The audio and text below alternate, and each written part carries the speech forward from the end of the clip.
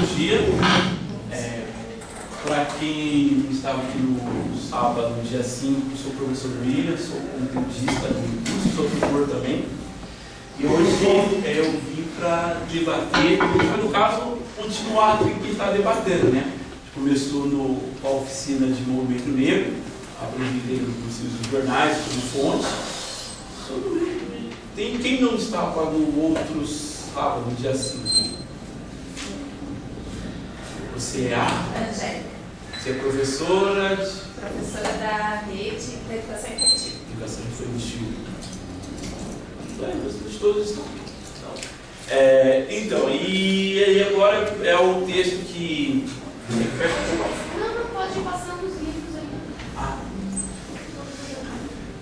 Que foi ontem, pelo menos na minha sala, foi liberado, que é o histórico do movimento negro, né? Que vai discutir o movimento negro, ações afirmativas. É um título muito grande. E então hoje seria fazer então essa formação. E aí foi estrategicamente, eu perguntei ainda para cá, o público é o mesmo da oficina e depois da formação, porque aí dá para fazer algo que fosse combinado, né? Então eu trouxe fontes de jornais outra vez, aí agora eu vou fazer mais uma discussão, acho que ia ter um pouco mais leve mesmo. Infelizmente não ocorreu o que eu estava pensando, né? Que fosse aberto já na quarta-feira, porque já daria tempo de sair com o texto lido, aí fazer mais uma discussão que fosse mais de dúvida, eu apresentar o texto, né? Virar dúvida. Mas não tem problema. Eu primeiro vou apresentar aqui alguns livros, e aí depois eles circulam, aqui que são interessantes para se pensar esses históricos do movimento negro, né? São vários, que na verdade a gente vai seguindo vertentes de cada lugares. O Petrônio Domingues, com a nova abolição, ele vai tratar desde a imprensa negra, que ele chama os jornais de filhos e netos de escravizados, até as ações afirmativas. É fininho, pequeno, mas ele trata como uma nova abolição porque um dos pensamentos da imprensa negra no começo do século XX era de uma nova abolição. Tinham até termos, às vezes, falando, uma nova abolição. Para dar um desfecho na abolição, a educação, outras políticas que eles pensavam. Por isso que ele usou o termo a nova abolição. Esse aqui, do Petrônio, muito bom. Aí tem esse livro que é da coleção São para Todos, né, que saiu, assim, quando saiu a primeira leva, 2000 e... eu estava já... Foi, isso aqui, tipo, deixa eu ver aqui. Mas é 2005, 2006, aí saiu uma leva, esse aqui discute políticas de ações afirmativas na América. Aí tem autores de outros lugares, do México, se não me engano, da Colômbia, pensando em políticas de ações afirmativas de um modo geral, não só no Brasil. Tem um texto de Joaquim Barbosa aqui também muito bom, sobre políticas de ações afirmativas. Esse aqui é Negros e Brancos em São Paulo. Esse aqui é meu livro de cabeceira, do George Andrews. Ele é um americano que escreve sobre a América Latina. Ele tem um outro livro, inclusive, que eu nunca consigo encontrar, que é sobre os afros argentinos, todo histórico. Ele fez esse livro pensando num diálogo com Florestan Fernandes e o Roger Batiste, que tinham escrito Brancos e Negros em São Paulo, que é um dos primeiros textos sobre relações raciais no Brasil, pensando em São Paulo. E aí ele faz esse contraponto, né, apresentando um outro olhar, e aí ele trata desde a abolição, no caso é período de 100 anos, da abolição até as comemorações de 100 anos da abolição. E ele, inclusive, eu trabalho com um pensamento parecido com o dele, baseado no dele, que é nas divisões, né, do movimento negro, que aí eu falo mais para frente. Esse aqui, Educação Antirracista, Caminhos Abertos pela Lei, né, 10.639, também é dessa coleção aqui. Essa coleção tem disponível online, é muito interessante. Quem não conhece, eu acho que foi disponibilizado no fórum, a coleção. Vários desses aqui foram disponibilizados, vários desses também nos próprios capítulos, com material complementar do curso. Isso mesmo, no fórum era os capítulos do fórum. que é que inclusive, agora eu lembro se eu coloquei esse aqui. Nas afirmativas, acho que a gente talvez não colocou como um todo, mas a gente colocou muitas discussões dos fóruns mesmo. Que aí no portal da CECAD. Isso, o portal da CECAD tem. É muito interessante.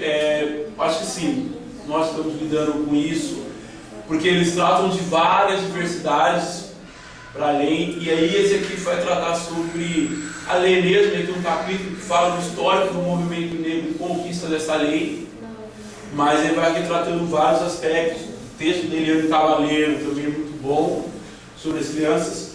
Orfeu e Poder é de um outro americano que também discute os movimentos negros no Brasil. O período dele é um pouco mais curto, é da década de 70. Ele vai tratar do Rio de Janeiro e São Paulo. Ele trabalhou aqui no Rio, ele trabalhou no Rio um período como professor visitante. Quê? É o Michael Achard. E inclusive ele, agora eu não sei porque ele foi orientador do Amilcar, quando o Amilcar fazia um estágio nos Estados Unidos, que é o autor desse livro, que é uma tese de dissertação, sei que é recente, foi lançado este ano na UNPU. Isso, o Amilcar Pereira, que é o Mundo Negro, que aí já trabalha, que ele já está com outro pensamento, que é o contrário de como está trabalhando e como o George Smith trabalha. A gente trabalha com um pensamento que tem a divisão, de que cada movimento representa um aspecto. Ele vai trabalhar principalmente com o Mundo Negro. Era uma sessão do Clarim do Alvorada, o jornal que a gente viu no outro dia, e aí tinha essa sessão, Mundo Negro, e aí ele aponta como que, mesmo lá no começo, né, do século XX, apesar de não pensar de forma racial, né, apesar de eles citarem o termo racial, eles falam que não é racial, mas o modo como eles se aglomeram é racial. Então ele trabalha com essa vertente, mostrando que é uma luta racial, sim, é uma luta antirracista. Bem, então, nesse capítulo, a discussão é de como que o movimento negro, né, pensei nele, trabalhar enquanto o movimento negro, na verdade, mais do que o movimento negro, mas enquanto movimentos contra a discriminação racial, classe, aí vai variar do período, vai tratar, mas como movimentos, pessoas lutando contra a discriminação, vai formar políticas de ações afirmativas. Né? No primeiro, e assim, aí trabalhar como que se pensava na época, em cada período, do combate à discriminação.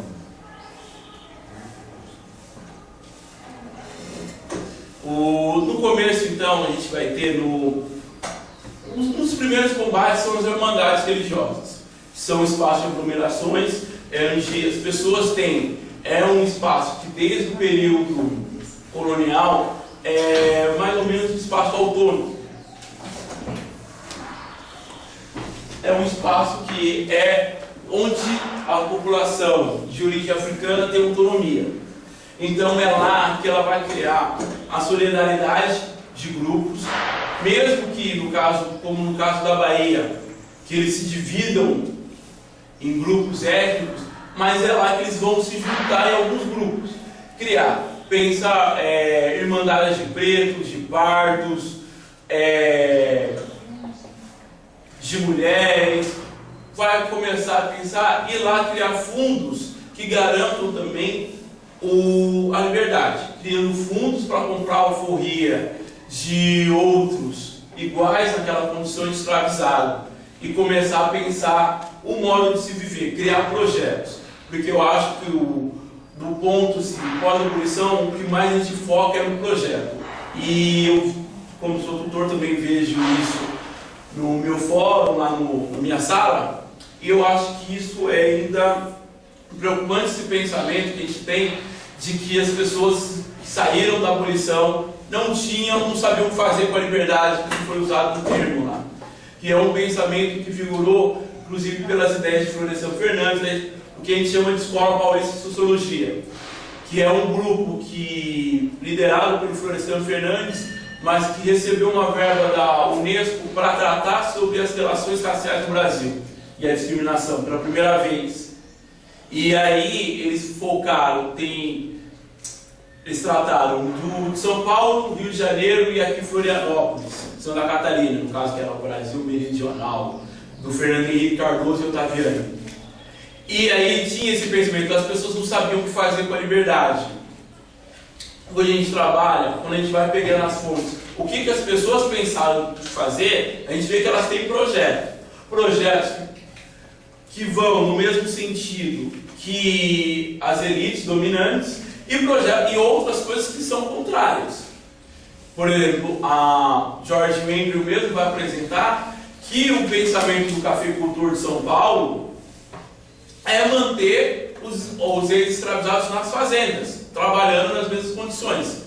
Só que eles se recusavam a trabalhar nas fazendas, nas lavouras de café, porque o dormitório deles era senzala.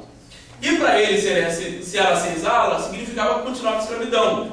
E para eles, o momento de libertação era um momento de liberdade, de locomoção, de relações, de andar por aí. Então, a única coisa que eles não queriam, uma coisa que eles não queriam fazer era trabalhar na lavoura de café. Eles vão saindo das lavouras de café por um projeto que é deles, particular daquela população.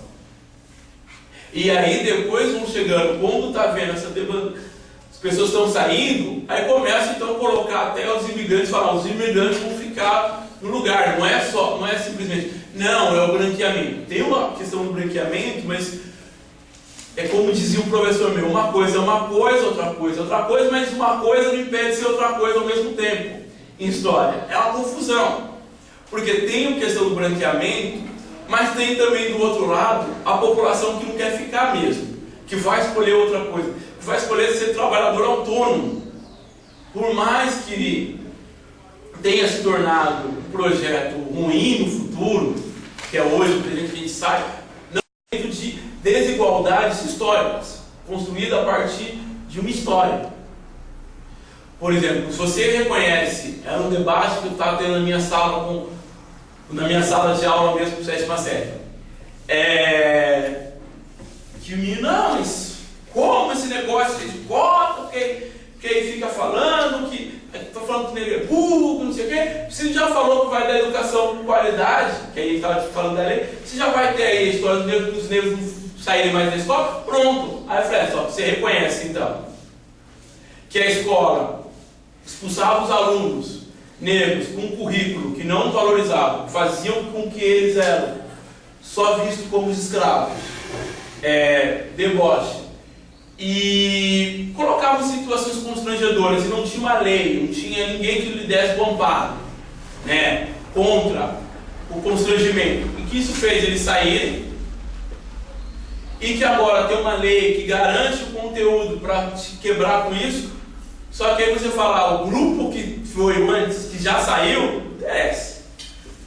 O grupo que não conseguiu aprender, não, esse aí já era, esquece. Só daqui a 20 anos vai ter o grupo da educação de qualidade. E aí eu bem assim, entre aspas, porque não é só colocar o ensino de África e cultura brasileira que resolveu.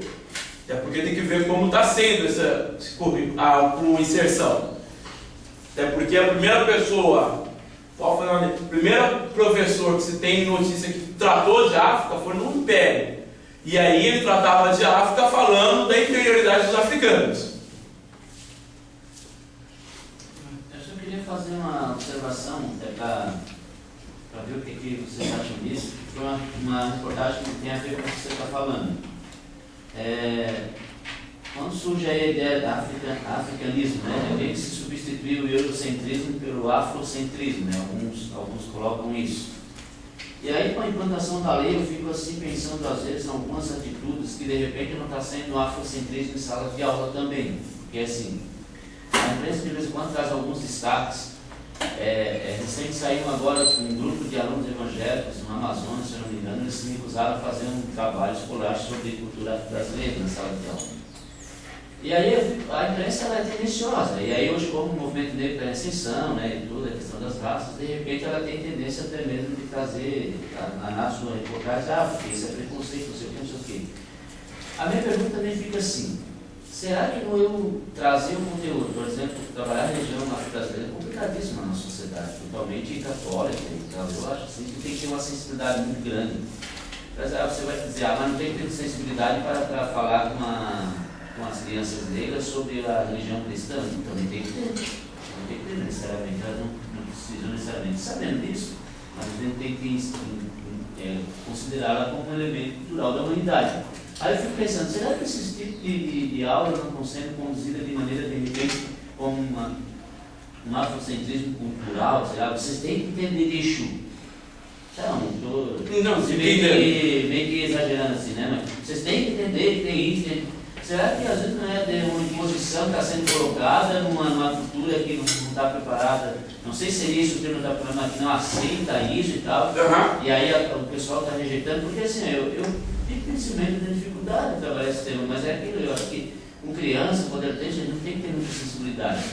Não vai falar que Exu é um demônio, vai falar coisa assim, vai falar que é uma entidade. Não, trabalhar essa mitologia, dessas coisas. Eu não sei, eu fico preocupado com essas coisas. Como é que está sendo, né? O que você acha disso, assim? Eu acho que uma coisa que você falou foi fundamental. Com criança a gente tem que ter sensibilidade na hora de ensinar qualquer coisa. Tem que ter sensibilidade. Religião, mais sensibilidade. Aí, não importa qual. Porque inclui, assim, é uma verdade. Religião é uma verdade que ela é individual, coletiva de grupos individual, e que não tem como quebrar. Não adianta vir, não tem. É uma crença, e eu falo com meus alunos, falo com os professores lá que não acredito que o professor lá ficava lá, vocês acreditam em mula sem cabeça. Olha, desde que não faça mal a ninguém, a crença das pessoas, a gente não tem que debochar. Assim, não sou eu que vou aqui e falo, não acreditem. Aí tem gente lá, já vi professor falar assim, se Deus existe, joga ali, que pegue.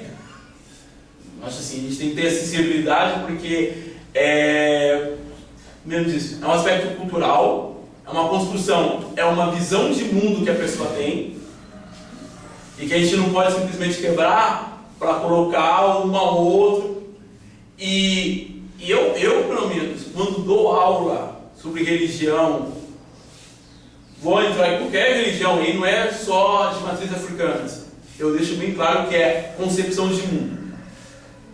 Eu ainda falo, eles entendiam que o mundo era assim, e começo a explicar. Seguiam-se quando estou nos hebreus, quando vou para os gregos, eles achavam que era assim, e tento fazer isso com meus alunos, que eles vejam isso, que há concepções, as pessoas vão entender o mundo de diversas formas. Se eles vão, e aí o projeto ainda brinco lá, sempre com a coordenadora, fala, o item, tem um item lá, a conquistar, que é o 14 das orientações curriculares, isso aqui é projeto de vida, que é que os alunos aprendam a lidar com a diversidade cultural, humana, histórica. Aí esse aqui é projeto de vida, porque realmente é projeto de vida. Eu entendo que quando terminei a faculdade de História, eu saí falando, minha função é tentar isso, para os alunos esse leque de diversidade, entre outras coisas. Mas não é fácil. Aí assim, eu não posso falar de ser afrocentrista. Eu conheço gente que é sim afrocentrista e que tenta impor mesmo, e eu falo, olha, não adianta. Você vai trocar o lobo pelo cordeiro e vai ficar a história do caçado, não vai ficar só a história de caçador, só que aí o caçado vira, a caça vira caçador, só e aí não resolve problema nenhum. Era aquilo que eu estava falando, história, a humanidade é feita de relações sociais ambíguas o tempo todo. Ora, quem é dominante se vê dominado por uma ação, por uma outra, e assim vai, é uma troca. Então não adianta eu falar assim, não, agora é só África. Não dá. É só a cultura afro-brasileira. A resistência contra o trabalho de religião de matriz africana é importante que tenha. Eu acho assim, porque você realmente vai entrar num aspecto que é midiático, em primeiro lugar. Dependendo da religião que a pessoa dessas religiões protestantes, é o oposto, não é nem o oposto, é o inimigo mesmo. O termo é esse, é o inimigo. Eu não esqueci qual que é, eu acho que é Universal, né, que trabalha com a sessão de descarrego, é o inimigo. Por exemplo, eu conheço outros grupos que, se eu falar, o cara vai olhar, fazer batistas, por exemplo. Ele não acredita, ele vai olhar, vai falar, então é isso que eles pensam. Vai rir, achar engraçado, vai debochar, porque ele acha que é maluquice, vai discordar totalmente. Mas se eu falar assim, então a gente vai fazer uma pesquisa sobre os orixás, o aluno vai lá fazer a pesquisa dele normalmente. Porque ele não acredita, ele tem a convicção dele na religião dele de que aquilo que não está na Bíblia não é verdade. Então para ele é mais um trabalho. Só que para quem vem desses grupos, onde é o inimigo, onde o pastor fala que é inimigo, vem sessão de descarrego, uma série de coisas, é um choque tremendo, porque aí você não pode fazer. E eu falo isso porque, por exemplo, tinha uma colega que era presbiteriana, e que ela pediu para os alunos, na aula de informática, o trabalho, a pesquisa sobre os orixás, as histórias dos orixás. Porque ela trabalhava, ela falou, eu trabalho, isso para mim é mitologia. É que nem os gregos. É um conto de fada, e ela realmente acreditava nisso. Para ela fala assim, ela não conseguia entender como as pessoas tinham aquela religião e acreditavam naquilo como verdade. Gente, é uma história muito maluca. Ela ia e ela falou, não, meu Deus, é uma história muito maluca. Eu trabalho com mitologia. Para mim é mitologia. Ela falou, porque para mim é mitologia. E aí a Rosângela Malaquias falou, então, é uma mitologia viva. Inclusive que são praticantes. E é preciso colocar em algum aspecto.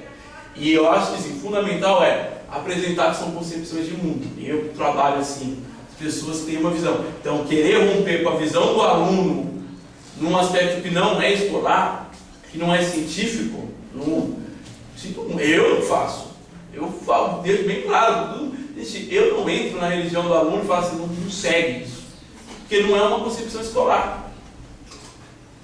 Não, eu ia falar justamente assim, porque se tiver a objeção de para estudar cultura afro-brasileira, tá? Então eu não vou estudar mais cultura grega, mitologia grega. Vocês, que faz parte do currículo, você trabalha na oitava, faz parte. Não vamos mais estudar mitologia humana, não vamos mais estudar nem os hebreus. Porque os hebreus, estudar os hebreus, é estudar o monoteísmo ético puro ali, né? Então vamos eliminar tudo isso. Então, né? Porque é isso. Meus alunos ficaram chocados quando eu falei para ele que para judeu, o cristianismo não é uma religião monoteísta. Aí tem algumas coisas assim, né? Professor, mas quando às vezes na televisão, né? Porque as pessoas incorporam a quantidade. O que você acha que é verdade? O que você acha? O que você acha? Fica a pergunta para ti. Não vamos entrar na questão espiritual da coisa, eu acho. Né? Não sei. Nós, enquanto educadores, você é científico. Né? Mais Por exemplo, eu vou lhe dar, por exemplo, se eles falarem que tinha uma fotografia de Péricles, ele fala, não, eu vi a fotografia. Aí eu falo, não, isso não pode. Isso só se for o cantor. Agora, o grego, não. O ateliê, esse não. Esse você não viu em fotografia. Agora, fica lá. E assim, eu gosto, porque gosto de iniciar porque realmente, religião, eles vão falando, eu deixo falar, mas eu falo, eu deixo falar desde que se deixem ouvir. Né? Mas assim, nunca ninguém saiu da minha sala falando, me converti. Algo. Eu ainda falei para um grupo de EJA. Professor, cada vez que o senhor fala, sim, entra na religião, eu tenho mais convicção da minha, que bom. E às vezes era uma católica ferrenha que andava uns 5 km para ir numa igreja, porque a do bairro tinha queimado, um incêndio, ela ia. Uma outra evangélica que no começo do ano debochava, vai lá que o padre.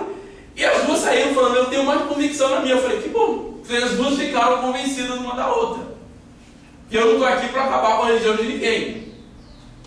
E que E assim, tem que ser sensível. Eu acho que primeiro tem que ser sensível com tudo, né? Porque são crianças, são adolescentes, a gente tem que ser sensível, né? E depois, pô, o que eu vou ganhar quebrando a visão de mundo de uma pessoa? Qual é a religião dela? Que aí a gente, é aquilo, né? A gente inverte valores, e se a gente inverter valores, a gente vai continuar brigando pelas mesmas coisas. Aquela, na verdade, sim, né? Quem briga por uma sociedade que respeite a diversidade, vai continuar brigando por uma sociedade que respeite a diversidade. E aí, inclusive, eu estava falando, o que é curioso, aí peguei ainda uma vez aquele cartaz que no Copeiro do Rio que a gente pegou sobre a marcha contra a intolerância religiosa. Aí eu trabalhei com os alunos, né? Pô, mas por quê? Mas você está falando aqui que é contra fulano?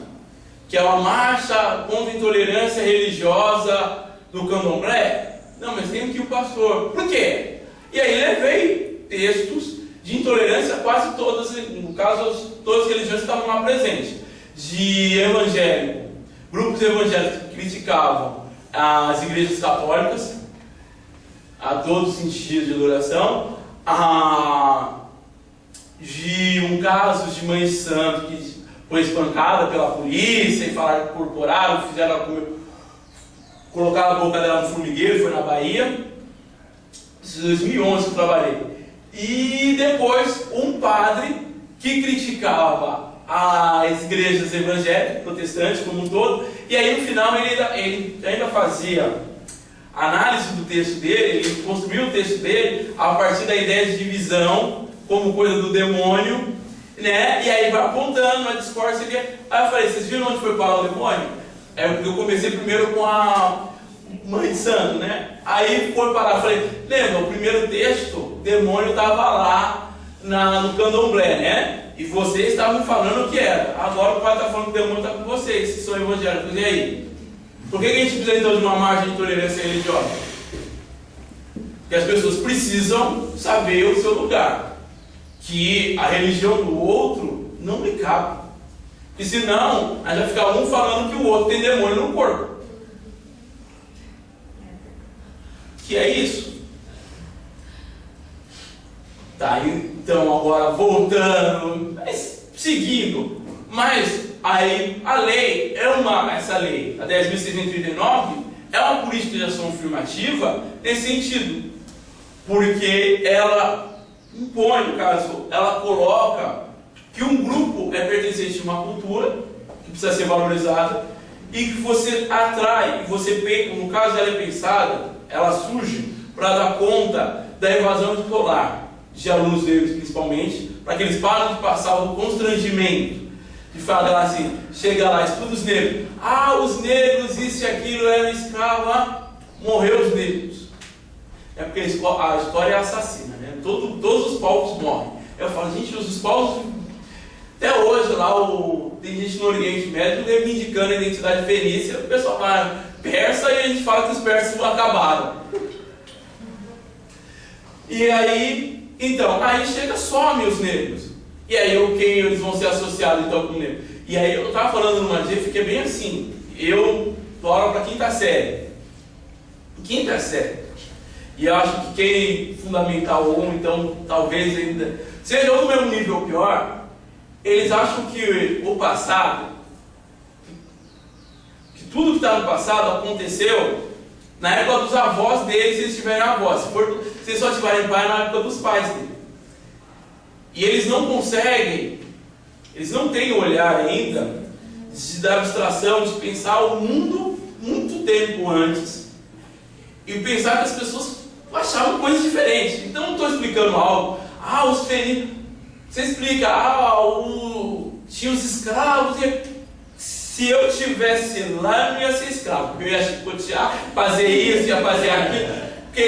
Porque eu não. E aí eles interpretam o mundo do jeito que eles têm, que é a experiência deles. E aí você vai tentar passar, falar, olha, é uma outra experiência, eles não conseguem. E aí eu estava brincando uma vez, eu falei assim, gente, quando você fala com um aluno, que os escravos, isso e aquilo, os negros eram escravos, não sei o quê. Ele às vezes olha para o colega do lado e pensa, o avô dele era escravo. O meu não, o meu devia ser dono. E aí associa na hora, porque é isso, porque ele não consegue entender, assim, 50 anos antes, quando eu falo que tenho 29, tem os pais dele que são mais velhos do que eu, ele fala, você é velho, hein, professor? Aí eu, mas seu pai é mais velho do que eu. Eles falam, meu pai tem 30, não sei o que. Mas você é velho, hein, professor? Se ele vivia no período que tinha a televisão tinha cores, eu nunca vi televisão preto e branco na minha vida, só como a televisão quebrava. E assim, fora isso, né, também que as coisas são muito rápidas hoje. Hoje, principalmente, gente, quando eu converso com o professor, a gente até falar, eu tinha vinil. Via música no vinil. Eles também. Só que a minha irmã não sabe o que é um CD. De ouvir música no rádio, ela não falou assim, como assim CD? Como que as pessoas compravam um CD? Para ela é MP3. Quando ela vê, ela fala, é tão estranho esse negócio de ficar ouvindo música no CD. Para ela o CD só entra no carro. E quando entra, e ela acha, quando a gente falou para ela, do vídeo cassete que a gente tinha que voltar, a fita, antes de entregar, você não pagava a multa, ela, como é que volta o negócio do filme? Se você tira o DVD, já está lá. Não, tipo, e é isso que são os alunos. Eles estão num processo que é muito mais rápido. Surgem muitas coisas, sim, e, se a gente for explicar as coisas dos anos 90 para ele, é muita informação que eles não conhecem. Então, aí quando a gente vai 1000 anos antes de Cristo, é mais ainda, que é uma loucura. E aí a gente vai tratar as coisas. Então a gente tem que ter esse olhar. Aí vem a sensibilidade. O professor sabe, meu aluno não sabe o que é o passado. Eu lembro que tinha uma professora quando eu comecei, que ela falava, os alunos não conseguem entender, né? Que os germânicos, os alemães, isso aqui. Eu falei, eles têm que aprender isso na oitava série. Essa associação vem na oitava série. Se chegar no 3º ano, você estiver explicando o nazismo, eles não entenderem, não souberem, nem nunca ouviram falar em germânico, aí é um problema. Mas na oitava série é até bom que eles não saibam. Né? Porque tem isso. A história escolar, o conhecimento escolar vai e volta até por conta disso. Porque na 5ª série não é para eles saberem todos os nomes dos povos, é para eles começarem a entender que existem fontes, que existe a história, que existe quem estuda, quem vai e volta, que existe o tempo e o espaço, que as pessoas vão se diferenciando no tempo e espaço. Quando eu for explicar sociedade fenícia mesmo, ali, toda aquela coisa que cai no vestibular, aquela coisa chata, os mercados, é o 1º ano do ensino colegial. Porque aí eles já sabem dessa transição do tempo e espaço, que as coisas mudam. Então não vou precisar ficar voltando.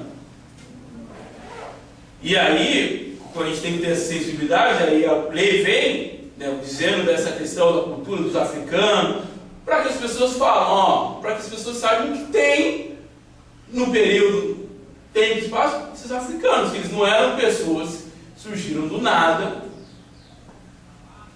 trabalharam no Brasil, sumiram, e quem está aí é tudo filho ou neto de escravo.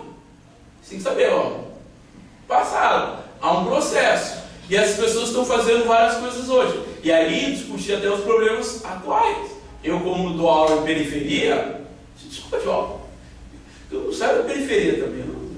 Todo sai da prefeitura e sai da periferia. Por quê? E aí tratar disso, né? Por que determinadas situações tem hoje? O que acontece com os colegas de vocês? O que vocês já ouviram que relembra isso daí? E aí até trabalhar com o termo negro, olha, o termo negro é só para designar escravo. Hoje a gente já pensa em outra coisa. E aí eu estava lá com uma 7ª série que eles estavam fazendo conteúdo de Revolução Francesa, então eu fiz um debate para eles, um seminário, que fosse sobre movimentos de luta por cidadania. E aí lá tinha um movimento antirracista. E aí e aí eu coloquei o Ilê, eu falei, por que será que o Ilê não aceita negro, não aceita pessoas brancas até hoje? Né? E a gente não pode falar que é racismo. Não. Aí vamos para o foco, né? Explicação do próprio presidente, lá falando da invisibilidade das pessoas negras no Brasil. perguntei para eles, e a novela? A menina, mas tinha uma novela aí que tinha o negro no protagonista não faz nem 2 anos. Aí você sabe que a maior parte da população não é branca, né? Elas se enxergam como negras, são pessoas pardas e pretas, né? Que dá o negro. Será que as pessoas que estão na televisão representam hoje como protagonista esse grupo? Ou a gente tem que esperar cada 2 anos aparecer alguém que não seja branco, principalmente loiro, que tem olhos claros, representar? Será que é o correto essa relação? E aí a gente tem que pensar, e eu colocava isso. Então as ações afirmativas vêm para essa desigualdade, um combate a isso. A gente não basta reconhecer e falar assim, não, eu reconheci, vou tratar agora desses que estão aí, os outros estão de fora. Porque está para além só das cotas, está para o currículo, que é a colocação de elementos no currículo, está nas cotas, está na garantia de emprego, está numa lei que não garante, que coloca o racismo como um crime inafiançável, porque você permite que você coloca uma proteção naquele grupo. E na questão de emprego é bem importante porque assim, que principalmente quando a gente trata, mais ou menos, que pessoas de classe média, tem um pouco a mais, para contratar um empregado doméstico. Geralmente eu não conheço, não conheci ainda ninguém, ou ainda uma coisa estranha que escola, tem muitos médicos, é que aí eu vejo como funciona a contratação de empregado doméstica. Ninguém vai numa agência, coloca anúncio. É porque pergunta para outra pessoa, você conhece alguém? E aí nesse conhecer alguém, além disso, por exemplo, a gente contrata, conhece alguém e fala, não, porque tem que ser alguém de confiança, alguém que recomende, isso. Só que o Bradesco também contrata dessa forma. O Bradesco, quando você presta seleção, ele fala com você com os documentos, e um dos documentos é dizer quem te indicou. Ou seja, se as populações negras, e aí também indígenas, se as populações não brancas não ocupam determinados lugares, determinados empregos, elas acabam não sendo indicadas para esses empregos que elas não ocupam. Os lugares, porque... Isso. Depois Samirico, né? Ah, sim. E aí, como não ocupam esses espaços, fica aquele círculo, né? Ah, não, eu indico fulano para trabalhar lá, porque é meu amigo, é de confiança, e aí aqueles empregos, alguns postos de trabalho, são sempre ocupados por um grupo de pessoas que circulam no mesmo espaço. E quem está fora não vai entrar. Ou entra e continua, ou entra, participa, no caso não entra no círculo, trabalha, ocupa aquele quadro, mas ele nunca tem o direito a escolher, a indicar alguém, falar, eu conheço alguém. E ainda tinha uma feminista que ela falava que as decisões empresas era uma feminista americana, mas esqueci o nome, que ela foi lidar com isso, na questão das mulheres, ela falou assim, olha, as decisões do alto escalão não são tomadas em reuniões da diretoria, são tomadas em casos de prostituição, sauna, clube, no tênis, no golfe e em qualquer outros espaços que as mulheres não estão. E aí ela exigia a política de ação afirmativa. As mulheres por conta disso. As mulheres não iam jogar golfe com seu chefe, não iam jogar tênis, não eram convidadas para isso. Então como que ela ficava sabendo uma promoção? De uma boa, aí no caso do sistema financeiro, de uma boa compra, ficavam sabendo. Elas seguiam toda aquela planilha da reunião, aí falava que a reunião já era um jogo de cartas marcadas, onde as pessoas já tinham as decisões. Então ela podia ocupar lá o alto escalão do grupo, ser da diretoria, mas ela não ia estender muita coisa, porque ela não participava daquela vida de prostituição, do clube de golfe, de tênis, da sauna, onde os homens estavam, elas não estavam. E isso é importante notar, porque é um espaço, a gente contrata assim, no Brasil, que assim, pelo que eu estou vendo, de um modo geral, o mundo se contrata dessa forma. Então é uma reprodução. Quem está lá é o amigo do meu amigo, e todo mundo, não, que ele é meu amigo, que a gente fez faculdade junto. Não, então eu chamei porque ele fez. Sabe, o cara não fez a faculdade, aí no cargo não precisa da faculdade, precisava de um outro. Ah, não conheço.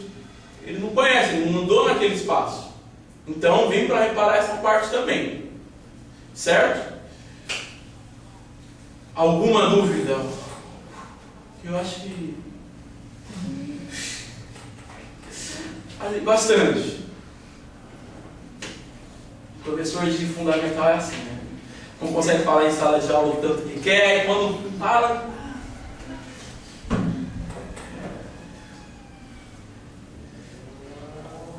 Nada, gente.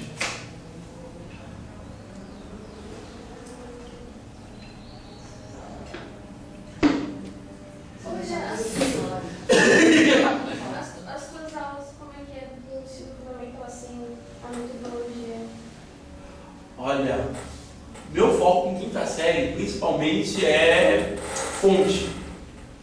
Fonte mesmo, que eles entendam onde estão as fontes, que a gente saiba onde eles tiram as informações que estão no livro.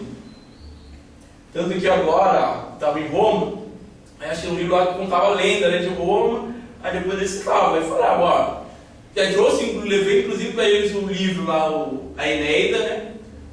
Eu apresentei que é uma fonte, que é de onde tiram bastante informações do período lá da monarquia de Roma. Eu trabalho muito com fonte e demonstrando que os povos. Eu, como não gosto da história assassina, que vai matando todo mundo, aí eu sempre tenho a pergunta, com que povos esse povo se relacionou?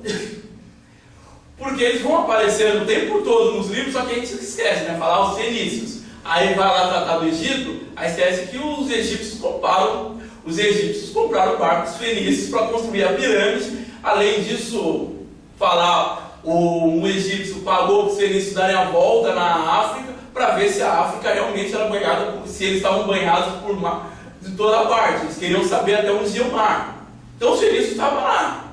Os fenícios comercializavam ferrenhamente. Os gregos que deram o nome para os fenícios. E aí eu falo, pô, a gente fala, não, os fenícios fez assim, assim. Aí os gregos. Aí eu tento fazer isso, né? E mostrar sempre que há uma diversidade, né? Que há cada um pensando de uma forma. Isso aí, quando eu toco, por exemplo, em religião, mitologia, aí eu sempre falo, vamos fazer a comparação lá com a outra. Aí eu tenho uma sala lá que inclusive fala assim, eu tô claro cheio, porque daqui a pouco a gente vai ter que comparar as 50 religiões que a gente viu no ano com a última. A gente não vai conseguir, professor. Aí eu digo, não, gente, é sempre de 3 em 3, porque também eu não vou conseguir.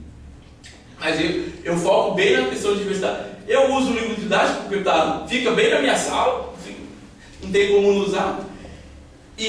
Mas assim, eu desconstruo o livro didático, principalmente quando é o Egito, porque tem aquela famosa frase, os egípcios conheceram os negros africanos. Aí vamos ver as imagens aí, gente. Os egípcios, vocês hoje falassem dos egípcios, vocês falaram que eles eram. Todos falam, eles eram negros, professor, por esses desenhos eram negros. Então, os gregos falam que eles eram enegrecidos. Então, como hoje eu vou falar, os negros africanos. Aí quando a gente vai para a Núbia, eu falo, então agora vamos voltar naquela frase. Porque aí na Núbia eu falo, tem essa dinastia de Faraó, é Núbia, tem origem Núbia. A dinastia de rei na Núbia era egípcia. Então como a gente pode falar que são negros africanos? Olha, eu no Eixo ainda falei algo assim, eu não sei se realmente é tão diferente, assim, tão demarcado no período em que eles viveram, que eu sou núbio, você é egípcio, porque é o mesmo rio, é uma cultura muito próxima, eles estão em contato o tempo todo. Eu falo assim, não sei se eles têm essa noção, não, eu sou núbio, você é egípcio. E aí contei, inclusive, com eles eu até peguei os livros do Bokoluni, para mostrar que, na verdade, a origem do povo núbio e egípcio é a mesma. Mas, então, aí eu foco nisso. Aí, com sétima série, o foco sempre, agora, de treinar a Revolução Francesa. Então, para mim, eu quero saber lá o que é cidadania. tem lá um monte de texto ali, eu falo assim, não, gente, vamos ver o que é cidadania, que eles estão pensando que é cidadania nessa ilustração. Li o que é hoje. Com eles eu até foco mais no hoje. Sim, e aí, tanto que com esse seminário que eles estão fazendo, aí um aluno virou, entendo isso, a gente estuda história para falar das coisas que estão acontecendo agora. Porque quando eu passei, muitas coisas eles não sabiam o que era. Eu vou pegar isso, eu falei, na internet, tem o site desses grupos, apresentei os grupos, né, eu quero MNU, quero ONEB, quero a VPN, quero Unifem, quero Crioula, fui apresentando, aí também conselhos governamentais. Não, gente, isso aí tem site, inclusive vocês podem mandar e-mail para as pessoas que elas respondem. Aí os alunos já, não é meio de história? E porque para mim história é estudo de pessoas, de relações entre pessoas. E aí eu lido com isso. E aí eu vou apresentando, aí faço sempre o link. Aí como eles estão apresentando e às vezes eu volto no conteúdo, aí falo, vocês viram? Cidadania para eles era isso. E aí, para a gente está funcionando? Não está? É esse link. Eu pego temas e discuto temas com eles. Até porque eu nunca terminei um livro didático na minha vida. Nem eu. A professora foi lá no começo do William, eu parei nas grandes navegações, nesse trecho aqui, tá bom. Nem coisa. Então você inicia ali nesse ponto. Tá bom. Ela ainda pegava os livros. Aí eu fiquei um tempo compartilhando o livro de 7ª com ela, porque ela estava passando para as 8ª. E ela, nossa, William, você já conseguiu chegar no conteúdo de 7ª série? Já é tão rápido assim? Eu falei, não, fiz uma revisão com ele sobre o que era sociedade do feudalismo. Apresentei, vamos lá. Aí no caso, e depois, isso quando eu fui para a ilustração. Mas antes, que foi Brasil, aí fiz ali o que era a colônia, aí os grupos sociais, acabou, vamos lá, vamos discutir a mineração. Aí fui discutir a questão de irmandade, que tinha, aí os novos grupos sociais de cidade. As outras coisas lá que ela não tinha passado, continuou não passando, porque eu fui pro tema. Eu falei, gente, eu me preocupo com o tema. Que assim, e às vezes assim, aí, esse ano eu estou com um tema que é o tradicional da prefeitura, mas até o ano passado, quando o bicho pegava, o tema era, vamos aprender, como disse a Cordelana, vamos aprender a ser gente, a não bater no colega, que era assim, porque eu trabalhava, para quem não sabe, o pessoal do Diabo sabe, trabalhava no Morumbi, no Real Parque. Nossa. Onde, em volta da escola, tinha os apartamentos que na época eu estava lá valiam 1 milhão, agora valem 2 milhões. O mais barato valia 1 milhão. E os alunos moravam numa favela que em 2010 pegou fogo. Então, em 2011, quando eu entrei lá, tinha um fluxo de alunos que apareciam, desapareciam. Aí falava, não, estou lá no Paraisópolis, depois não tenho condições de vir. E são alunos que, inclusive, uma boa parte deles não fazem ensino médio. Quando eu entrei lá, a gente foi fazer uma discussão, eu não lembro nem do que era, mas eu gravei o que a menina disse. Professores têm que entender, tem muita gente aqui que não vai estudar no Oswaldo Aranha, porque a mãe não tem dinheiro para colocar, não tem dinheiro para ficar colocando o crédito do bilhete único, todo dia para ir. E lá não dão comida não. Lá a escola do estado tem que pagar na cantina. Aí ficaram numa discussão lá para ver quem era menos pobre. Que eu ainda falei para eles, vocês estão discutindo quem é menos pobre. Porque aí essa menina inclusive já trabalhava. E ela falou, não, eu não sei como que eu vou fazer, porque lá quando eu estiver no 8ª série, quando eu estiver no ensino médio, você tem que fazer à noite, porque eu vou fazer de manhã, porque eu vou trabalhar de tarde à noite.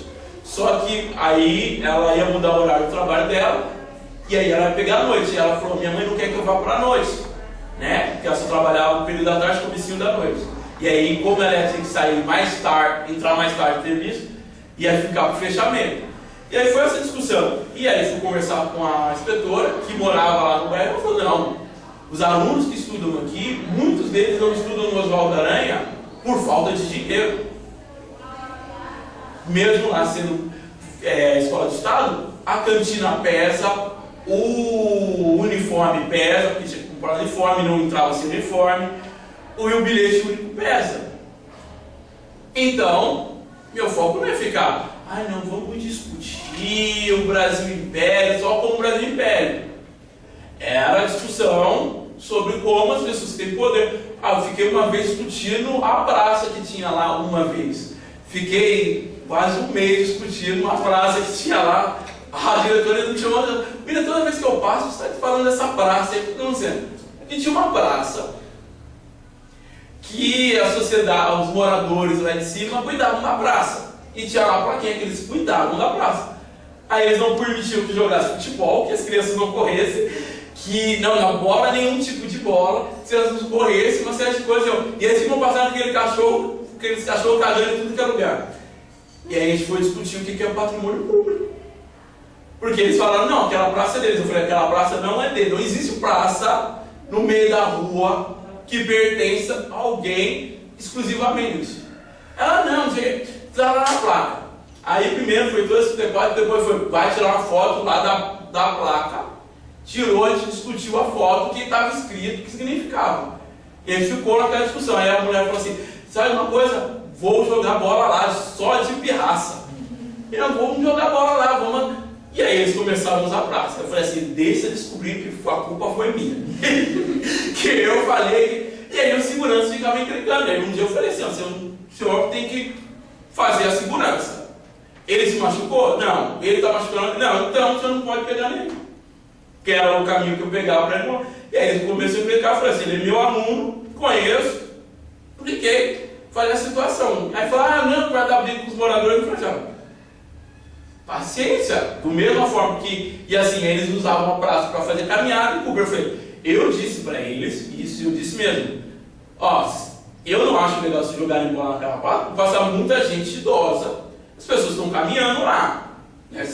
Eu também atentar, façam outras coisas ali, né? Útil. Mas falei para ele, olha, quanto não acontecer nada, você pode falar para eles, toma cuidado, faz isso, não. Olhar que a sua parte com segurança, agora falar para eles que eles não podem, mãe deles ligarem para a polícia, você vai perder seu cargo. Você vai querer perder seu cargo por causa de bobagem disso? Conversa com eles. E foi. Mas era isso, então tinha que lidar com uma população que tinha uma briga tremenda com a comunidade do lado. Então eu discutia isso mesmo, as relações de poder, porque era a ordem do dia. E eu, aí, primeira vez tive 8ª série, depois 7ª série, e EJA, aí por isso então eu esculachava mesmo. Eu trabalhava com as mulheres lá e falava, quem aqui tem, junto ainda no passado estava surgindo a PEC das empregadas domésticas, né? Aí os meninos falavam assim, o professor só fala das empregadas domésticas. Os meninos assim, de EJA, né? Então a gente ficou discutindo direitos. Aí eu lembro que eles falavam, os alunos estavam falando, eu peguei um pouco no livro, mas a gente começou a discutir a formação de direitos mesmo, né? A história mesmo de como cidadãos foram ganhando dinheiro. E aí era a turma de 8ª série, que eu nem precisava, mas eu fui para Roma. Explicar o direito romano. Não quis ir para Atenas, não. Fui explicar o que era o direito romano. E aí focando, da questão da república.